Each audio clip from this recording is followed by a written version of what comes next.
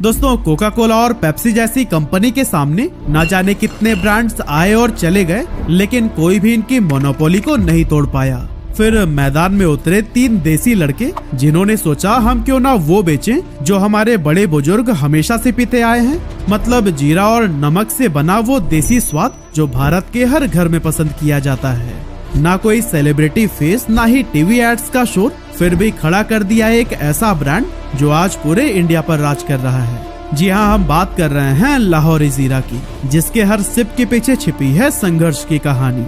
और हाँ, आप शायद ये भी सोच रहे होंगे कि आखिर इसका लाहौर से क्या कनेक्शन है। तो चलिए आपको सब कुछ शुरू से बताते हैं आगे इस वीडियो में। तो दोस्तों, ये बात है 2016 के एक शाम की। 3 कजन्स सौरभ मुंजाल, निखिल डोडा और सौरभ भूतना उर्फ सन्नी हर रोज की तरह कैजुअली मिले थे। हाथ में कॉफी थी, लेकिन दिमाग आइडिया से भरा हुआ था। तीनों का बैकग्राउंड अलग अलग था, इंटरेस्ट भी टोटली अलग थे, लेकिन एक चीज कॉमन थी, कुछ अपना करना है, वो भी बड़ा। और फिर एक दिन एक ऐसी ही मुलाकात ने जन्म दिया एक देसी बेवरेज कंपनी को, जिसकी वैल्यू आज कई 100 करोड़ रुपए है। लेकिन एग्जैक्टली हुआ कैसे ये सब, यह जानने से पहले हमें इन तीनों कजन्स के बारे में शॉर्ट में जान लेना चाहिए। सबसे पहले बात करते हैं सौरभ मुंजाल की, जिन्होंने अपनी एंटरप्रेन्योरल जर्नी का भले ही मॉडर्न हो गया हो, लेकिन टेस्ट के मामले में आज भी पूरा देसी है। और जहां हर कोई कोला और ऑरेंज सोडा बेच रहा है, वहीं जीरा फ्लेवर वाली ड्रिंक्स की एक अलग ही डिमांड बन सकती है। अब ऐसा भी नहीं था कि इंडिया में इससे पहले कोई भी जीरा ड्रिंक आई ही नहीं थी। साल था 1977 का, जब गवर्नमेंट रूल्स की वजह से कोका कोला इंडिया से बाहर चला गया था। तब पार्ले ने एक जबरदस्त मसाला फ्लेवर ड्रिंक मार्केट में लॉन्च की थी, नाम था रिमझिम। एंड बिलीव मी, उस टाइम रिमझिम काफी ज्यादा हिट हुई थी। लेकिन जैसे ही कोका कोला इंडिया में दोबारा लौटा, उसने पार्ले के सारे सॉफ्ट ड्रिंक ब्रांड्स खरीद लिए और रिमझिम को बंद कर दिया, क्योंकि कोका कोला सिर्फ उन्हीं प्रोडक्ट्स में ही इन्वेस्ट करना चाहता था जिन्हें वो ग्लोबल लेवल पर बेच सके। और यही रीजन था कि इंडिया में कोई भी बड़ा जीरा फ्लेवर ड्रिंक दोबारा उभर नहीं पाया। हाँ, बीच बीच में कुछ रीजनल प्लेयर्स जरूर आए, जैसे मुंबई का जीरो मसाला, ओडिशा का स्पाइस अप और कर्नाटका का बिंदु जीरा, लेकिन इनका दायरा सिर्फ अपने अपने इलाकों तक सीमित रह गया। नेशनल लेवल पर कोई नाम नहीं बना सका। सौरभ और उनके कजन्स को ये बात क्लियर हो चुकी थी कि अगर हमने ये गैप नहीं भरा तो कोई और भर देगा। और बस यही सोचकर उन्होंने लिया एक बोल्ड स्टेप, मार्केट में जीरा फ्लेवर ड्रिंक लॉन्च करने का। उन्होंने डिसाइड किया कि इस ड्रिंक का टेस्ट तो होगा पूरी तरह से देसी, लेकिन ब्रांडिंग होगी इंटरनेशनल लेवल की, दमदार, फ्रेश और ऐसी जिससे लोग कनेक्ट हो पाएं। लेकिन दोस्तों, प्रोडक्ट बनाना एक बात होती है, पर उसे मार्केट और कस्टमर्स के दिल तक पहुंचाना एक अलग लेवल का चैलेंज होता है। लेकिन ये तीनों भाई हार मानने वालों में से थोड़ी न थे। अपने विजन को साथ लिए 2017 में रखी गई आर्कियन फूड्स की नींव, जो कि लाहौरी जीरा की पेरेंट कंपनी है। ड्रिंक का फॉर्मूला तो रेडी था ही, लेकिन अब बारी थी नाम सोचने की, प्राइस डिसाइड करने की और सबसे इम्पोर्टेंट पैकेजिंग की। काफी सोचने समझने के बाद उन्होंने अपने ड्रिंक का नाम रखा लाहौरी जीरा। अब सवाल उठता है कि लाहौरी जीरा ही क्यों? क्या ये ड्रिंक लाहौर से इंस्पायर्ड थी? असल में इस ड्रिंक का मेन हीरो इंग्रेडिएंट था जीरा, लेकिन एक और चीज थी जो कि इसे यूनिक बनाती थी, रॉक सॉल्ट यानी सेना नमक, जिसे कि लाहौरी नमक के नाम से भी जाना जाता है। इसीलिए उन्होंने इस ड्रिंक का नाम लाहौरी जीरा रख दिया, ताकि टेस्ट से लेकर नाम तक हर चीज में एक देसी टच दिखाई दे सके। अब बात आती है प्राइस की, तो उन्होंने इसका प्राइस रखा सिर्फ 10 रुपए, ताकि टियर 2 और टियर 3 सिटीज में हर कोई इसे आसानी से खरीद सके। इसके बाद से जब बारी आई ब्रांडिंग की, तो उन्होंने देखा कि मार्केट में जो लोकल जीरा सोडा थे, उनमें से ज्यादातर अनब्रांडेड थे और उन सब की पैकेजिंग लगभग एक जैसी ही थी। यही वजह थी कि वो कभी भी एक मास ब्रांड नहीं बन पाए, क्योंकि उनमें ना तो कोई यूनिक आइडेंटिटी थी और ना ही ऐसी विजिबिलिटी जो कि उन्हें बड़ी मार्केट तक ले जा सके। लाहौरी जीरा ने इस गैप को समझा और अपने प्रोडक्ट को प्रीमियम दिखाने का फैसला किया, भले ही उसका प्राइस सिर्फ 10 रुपए ही क्यों न था। उन्होंने अपने लेबल डिजाइनिंग में यूज किया ब्लैक और गोल्ड का प्रीमियम कॉम्बिनेशन। फॉन्ट और लोगो भी ऐसा चुना जो कि क्लासी लगे, जिससे कि सेल्फ पर रखी बोतल दूर से ही नजर आ जाए। लेकिन दोस्तों, एक सक्सेसफुल ब्रांड बनने के लिए सिर्फ अच्छा प्रोडक्ट, अच्छा डिजाइन और कैची नाम ही काफी नहीं होता। असली गेम तो वही शुरू होती है जब उस प्रोडक्ट को सही तरीके से मार्केट तक पहुंचाना होता है। और फिर ये जिम्मेदारी दी गई सौरभ भूतना को, जो कि ग्राउंड लेवल एक्सपर्ट थे। अब जब सौरभ ने लुधियाना के एक बड़े डिस्ट्रीब्यूटर से बात की तो पहले तो सब कुछ नॉर्मल लगा, लेकिन आखिरी मोमेंट पर डिस्ट्रीब्यूटर ने एक कंडीशन रख दी, मैं एडवांस पेमेंट नहीं दूंगा, माल रख दो, अगर बिक गया तो ठीक, वरना वापस लेकर जाना। अब ये बिल्कुल टिपिकल मार्केट बिहेवियर था जिसमें फंसकर कई सारे स्टार्टअप्स अपना भारी लॉस करा लेते हैं, क्योंकि कैश फ्लो किसी भी बिजनेस की जान होती है और अगर पैसा मार्केट में फंस जाए तो फिर बिजनेस मुश्किल में पड़ सकता है। ऐसे में लाहौरी जीरा के फाउंडर्स के पास में दो ऑप्शंस थे। पहला कि ये डिस्ट्रीब्यूटर की शर्त मानकर माल भेजें और पेमेंट का इंतजार करें, और दूसरा खुद रिटेलर्स और शॉपकीपर्स से डायरेक्ट कनेक्ट करें और अपने प्रोडक्ट को खुद मार्केट में पुश करें।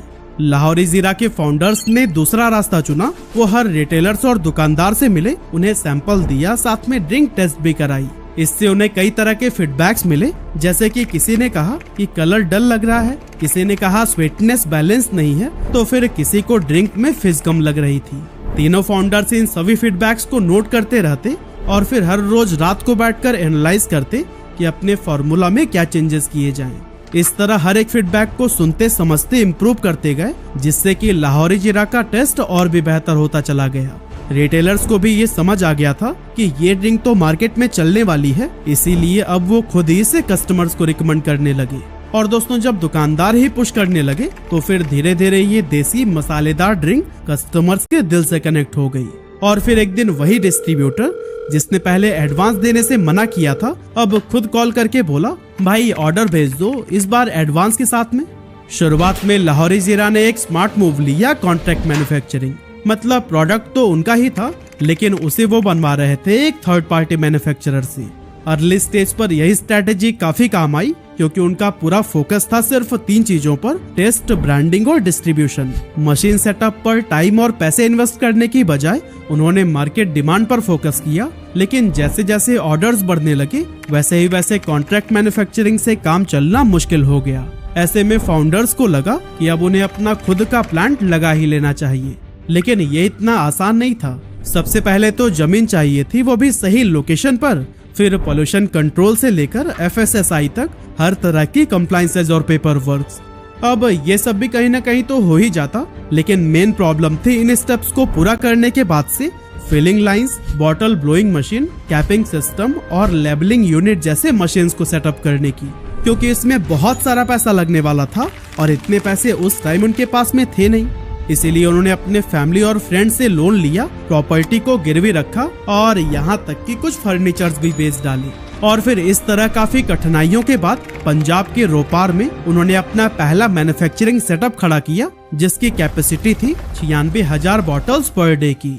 शुरुआत में तो ये काफी लगा, लेकिन जैसे जैसे मार्केट में टेस्ट वायरल हुआ, डिमांड इतनी तेजी से बढ़ी कि ये कैपेसिटी भी कम पड़ गई।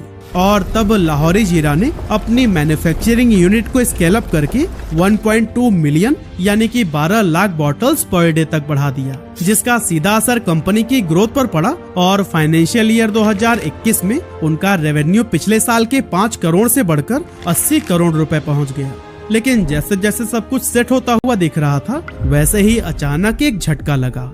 साल 2021 में सरकार ने कार्बोनेटेड ड्रिंक्स पर टैक्स बढ़ा दिया, सीधा 40% तक, 28% GST और 12% कंपनसेशन सेस। लाहौरी जीरा के लिए ये एक बहुत बड़ा झटका था, क्योंकि पहले से ही उनका प्रॉफिट मार्जिन बहुत कम था और कंपनी ने भी अपने ड्रिंक का प्राइस काफी सोच समझ कर रखा था, क्योंकि उन्हें पता था कि प्राइसिंग स्ट्रैटेजी के दम पर ही मार्केट में अपनी जगह बनाई जा सकती है। इसीलिए जहां जीरो मसाला 20 रुपए में मिल रहा था, बिंदु जीरा 12 और पेप्सी की 250 ml की बोतल 20 रुपए में, वहां लाहौरी जीरा ने अपनी 250 ml की बोतल को सिर्फ 10 रुपए में लॉन्च किया था। 10 रुपए एक ऐसा प्राइस पॉइंट था जिसे छोटे शहरों के लोग आसानी से अफोर्ड कर सकते थे, और इसी एग्रेसिव प्राइसिंग की वजह से लाहौरी जीरा की सेल्स तेजी से बढ़ी थी। लेकिन अब टैक्स बढ़ने के बाद इनके पास भी प्राइस बढ़ाने के अलावा और कोई ऑप्शन नहीं था। अगर वो इसे 10 रुपए में ही बेचते तो उसमें से सीधा 4 रुपए टैक्स चला जाता, बचते 6 रुपए, जिसमें retailer margin, bottle cost, transportation और मैन्युफैक्चरिंग सब कुछ कवर करना था, जो कि इम्पॉसिबल था। पर साथ ही ये भी डर था कि कहीं प्राइस बढ़ाने के बाद से लोग लाहौरी जीरा को खरीदना ही बंद न कर दे। ऐसे में उन्होंने एक स्मार्ट मूव लेते हुए प्राइस में बदलाव न करके बोतल का साइज 250 ml से घटाकर 160 ml कर दिया। ताकि सेम प्राइस ऑफर करके भी मार्जिन मेंटेन किया जा सके, और उनका ये मूव वाकई काम कर गया। और दोस्तों सबसे इंटरेस्टिंग बात तो यह थी कि ये ग्रोथ बिना किसी बड़ी फंडिंग या फिर बड़े इन्वेस्टर सपोर्ट के हो रही थी, क्योंकि जहां बाकी स्टार्टअप्स भारी फंडिंग जुटाने और एग्रेसिव एक्सपेंशन के चक्कर में लॉस सह रहे थे, वहीं लाहौरी जीरा अपनी स्मार्ट बिजनेस अप्रोच से चुपचाप प्रॉफिट कमा रहा था। सौरभ मुंजाल की फिलॉसफी शुरू से ही क्रिस्टल क्लियर थी कि हम दूसरों की तरह 500 करोड़ रुपए जलाकर लाइमलाइट में नहीं रहना चाहते, हमें 50 करोड़ ही कमाकर एक सस्टेनेबल बिजनेस बनना है। सिंपल, पावरफुल और ग्राउंडेड सोच। उन्हें पता था इन्वेस्टर्स पैसे देते हैं तो फिर कंट्रोल भी लेते हैं, लेकिन वो शुरुआती टाइम में किसी के भी टर्म पर नहीं चलना चाहते थे, इसीलिए उन्होंने इनिशियल डेज में वीसी फंडिंग लेने से साफ मना कर दिया। अब जब सेल्स तेजी से बढ़ने लगी तो लोग पूछने लगे, टीवी एड्स कब आएंगे भाई, किसी क्रिकेटर को ब्रांड एम्बेसडर क्यों नहीं बनाते।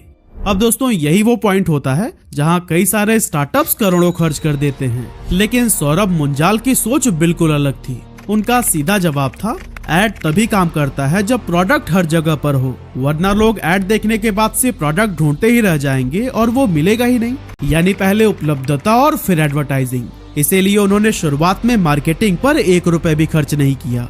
और दोस्तों इन्हीं स्ट्रेटेजीज का ही नतीजा था कि 7 साल बाद जब लाहौरी जीरा का पहला मार्केटिंग कैंपेन लॉन्च हुआ, हर कोई पी रहा लाहौरी जीरा, तो फिर वो तुरंत वायरल हो गया। मसालेदार, मजेदार, हर कोई पी रहा लाहौरी जीरा। ना कोई सेलिब्रिटी, ना कोई फ्लैशी फेस, लेकिन फिर भी एडवर्टाइजमेंट था सुपरहिट। अब शुरुआत में ये ड्रिंक सिर्फ पंजाब, हरियाणा, दिल्ली और यूपी तक ही सीमित था, लेकिन 2022 में उन्होंने 8 और स्टेट्स में ट्रायल शुरू किया, और आज के टाइम पर अगर देखें तो फिर 18 राज्यों में लाहौरी जीरा ने अपनी स्ट्रॉन्ग पहचान बना ली है। आज 2000 से ज्यादा डिस्ट्रीब्यूटर्स और 5 लाख रिटेल आउटलेट्स के जरिए लाहौरी जीरा तेजी से मार्केट को कैप्चर कर रहा है। इसकी डिमांड इतनी स्पीड से बढ़ रही है कि कंपनी रोजाना 50 लाख बॉटल्स बना रही है, फिर भी पीक सीजन में सप्लाई डिमांड के मुकाबले काफी कम पड़ जाती है। आज की अगर बात करें तो लाहौरी जीरा की फाइनेंशियल ग्रोथ भी ठीक उसी स्पीड से बढ़ रही है जैसे कि उसकी डिमांड। लाइक फाइनेंशियल ईयर 2021 में जहां इसका रेवेन्यू 80 करोड़ रुपए था, वहीं फाइनेंशियल ईयर 2022 में ये बढ़कर 250 करोड़ रुपए तक पहुंच गया। लेकिन दोस्तों ये तो बस अभी शुरुआत ही थी, क्योंकि 2024 में कंपनी ने 300 करोड़ रेवेन्यू का भी माइलस्टोन पार कर लिया, वो भी 3 गुना प्रॉफिट्स के साथ। और अब कंपनी का अगला गोल है 2025 में 500 करोड़ रुपए का रेवेन्यू पार करना।